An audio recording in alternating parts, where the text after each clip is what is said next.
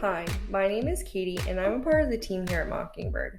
Today I'll be showing you how to email a file that is associated with your Mockingbird account.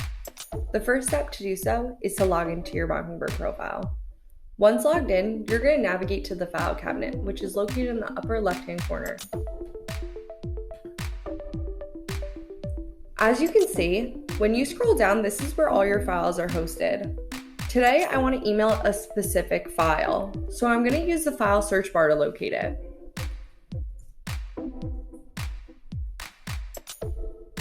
As you can see, when I search basic life support, two files come up. So I want to email both these files. In order to do so, I'm going to select them by clicking the titles. Once I have all the files that I desire selected, I'm going to click Email Files. Here is where I'm going to type in the email address that I would like the files to be sent to.